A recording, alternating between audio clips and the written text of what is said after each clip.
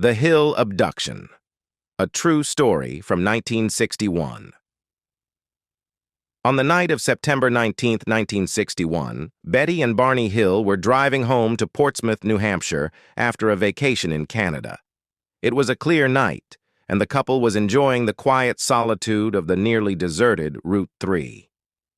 But what began as a peaceful journey would soon transform into a nightmare, one that would haunt them for the rest of their lives. As they drove through the White Mountains, Betty noticed a bright light in the sky. At first, she thought it was a star, or perhaps a plane. But as the light grew larger and seemed to follow their car, she became uneasy. Betty urged Barney to pull over so they could take a closer look. Barney stopped the car, and Betty grabbed a pair of binoculars from the back seat. Through the lenses, she saw a strange object, an enormous craft with flashing multicolored lights. It moved in ways no aircraft she'd ever seen could. The object was erratic, darting across the sky, stopping and hovering in place. Curious yet nervous, Barney tried to brush it off as a conventional aircraft, but when the object suddenly descended closer, his skepticism began to waver. Against his better judgment, he stepped out of the car for a better view. As the craft descended even lower, Barney could see it was disc-shaped, and he noticed something that made his blood run cold. Inside, the craft's windows were humanoid figures, watching him. "They're staring at us," Barney said, his voice trembling. Panic overwhelmed him as he realized these beings were not human. He rushed back to the car, yelling at Betty to drive. As they sped down the road, the craft followed. Suddenly, a strange sound filled the air, a series of loud, rhythmic beeps and buzzes. Then, everything went black. When Betty and Barney regained awareness, they were still driving, but something was wrong.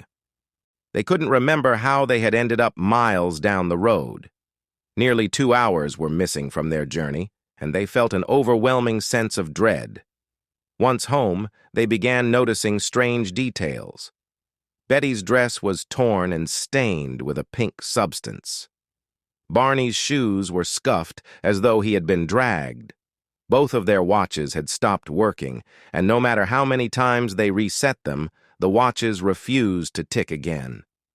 In the days that followed, Betty began having vivid nightmares of being taken aboard a spacecraft. She dreamt of humanoid beings with large heads and slanted eyes performing medical examinations on her and Barney. The beings communicated telepathically, and one even showed her a map of the stars, pointing to their home. Disturbed by the dreams and missing time, the Hills sought help. Under hypnosis, both Betty and Barney recounted similar stories of being abducted by the beings. They described being led aboard a craft and subjected to strange medical procedures. The beings took samples of their skin, hair, and nails and examined them with bizarre instruments. Betty's description of the star map intrigued investigators. Years later, astronomers speculated that the map might align with the Zeta Reticuli star system, lending an eerie sense of credibility to her account.